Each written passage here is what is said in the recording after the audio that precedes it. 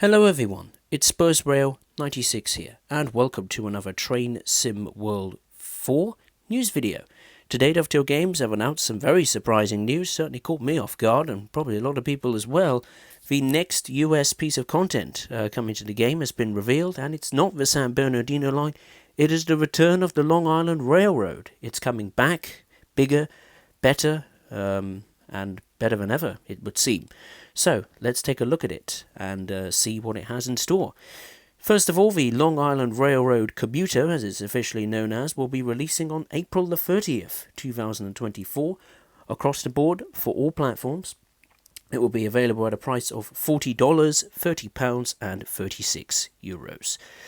Now, the Long Island Railroad Commuter, apparently, according to Dovetail, offers a new way and a better way to experience America's busiest commuter railroad. Shifting on average 250,000 passengers a day, with many services per hour, it is also the United States of America's oldest commuter railroad, having been in continuous operation since the 1830s.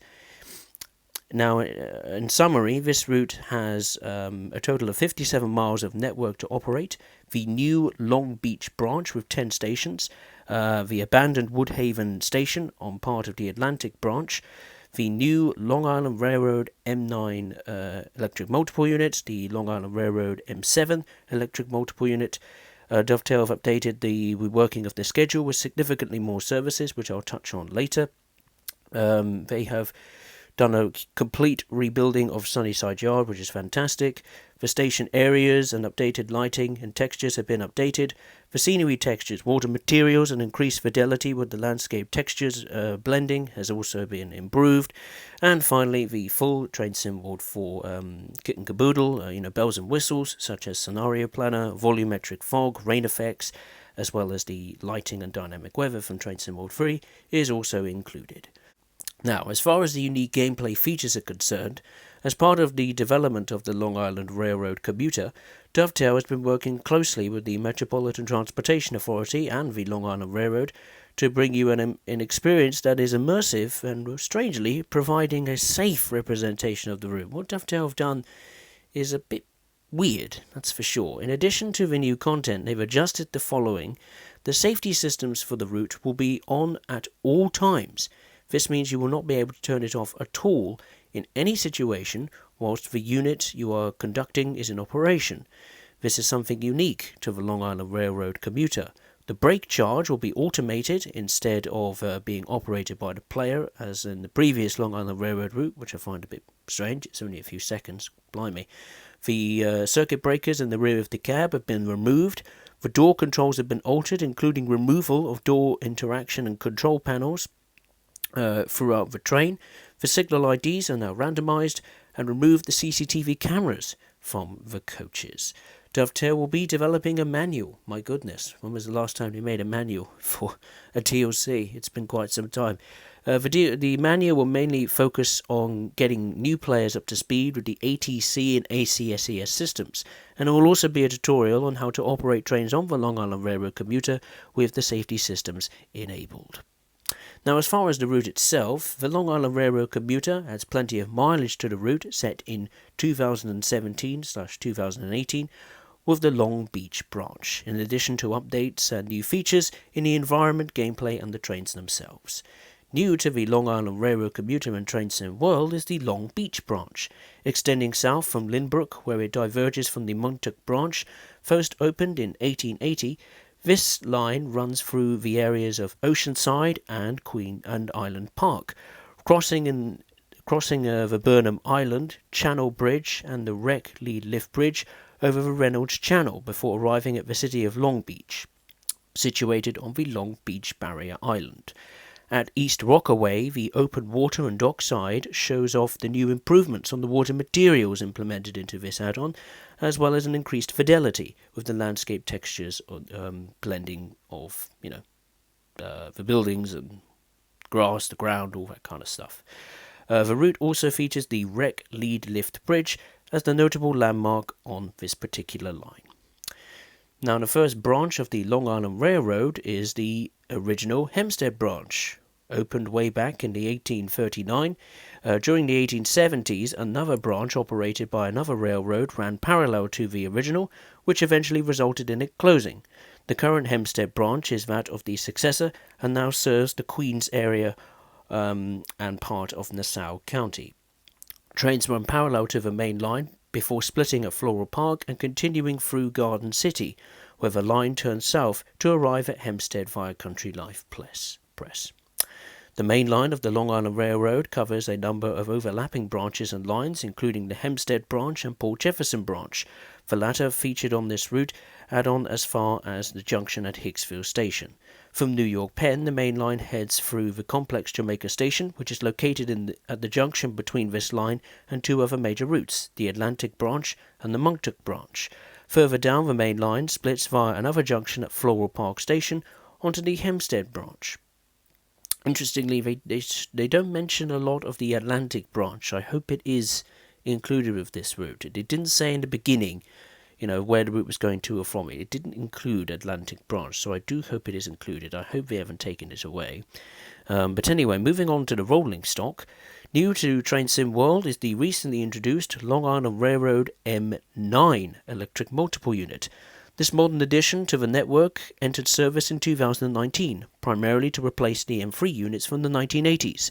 The trains are characterized inside by wider seats and larger PIS displays, marking an improvement for passenger comfort over their predecessors.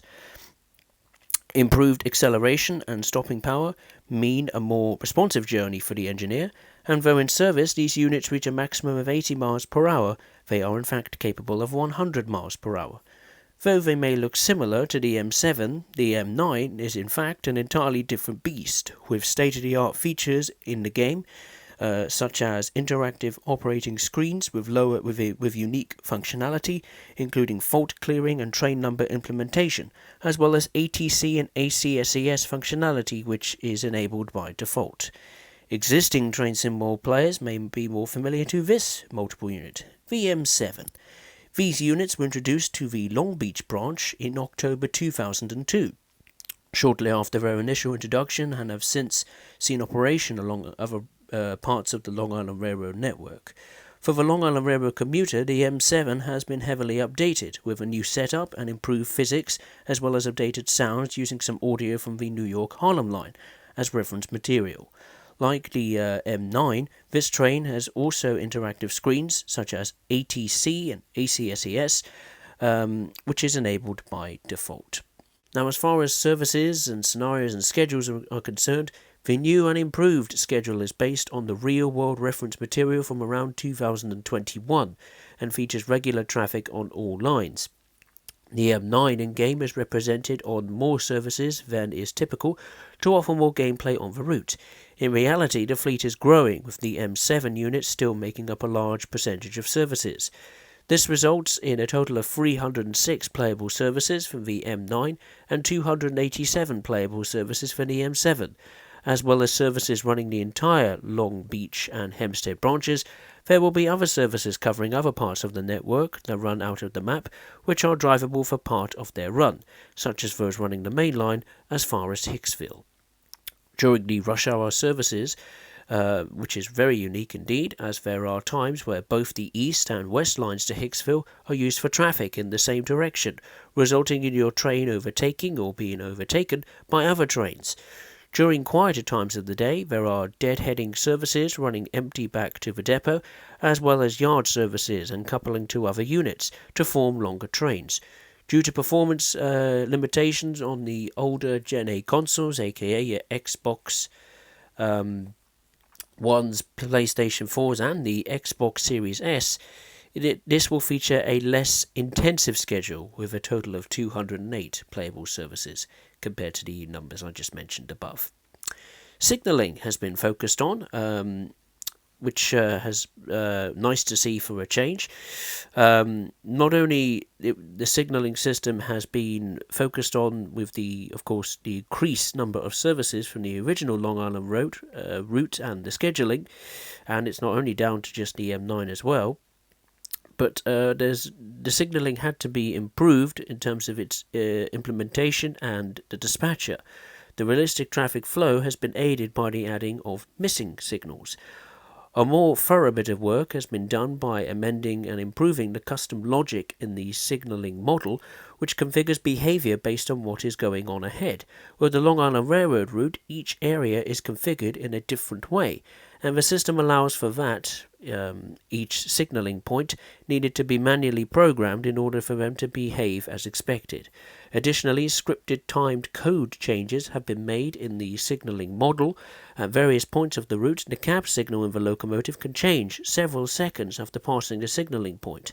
This keeps trains going on at a higher speed for a longer period of time, which in turn improves efficiency. The Dovetail team is working on the core dispatcher improvements relating to some stuck train issues. And yeah, there you go. That concludes this video. Wow, what a nice surprise for United States customers. It's about time they got a decent North American route. It's been far too long. I think for the past, nearly 2 years since the launch of Train Sim World 3, the North American content has taken a nosedive, and clearly this is Dovetail pulling out all the stops to get those people back on board with Train Sim World 4. But it's not the case of just making one really, really cool, good-looking route to drive and to experience, and then just going back to square one, with a route that probably people don't want to see, or is just a really crap representation of. So I hope this is the start of something new for Dovetail as far as North American content is concerned, because if they want to generate more sales, they got to please everyone from both sides of the pond, so to speak. So I'm looking forward to this. It'll be interesting to see if that Atlantic branch is included, considering the fact it's been, it was hardly discussed in this article that Dovetail released today. Same goes for the small little branch, I forget what it is. Is it Belmont Park? That branch wasn't mentioned at all, so hopefully they haven't cut that one out either. Just, so they can implement the newer services and cleaner scenery, it seems, and the Long Beach branch. But of course, let me know your thoughts in the comments below. Feel free to like, subscribe, and hit the notifications bell so you don't miss an upload. And as always, I will see you next time. Thank you very much for watching. Take care.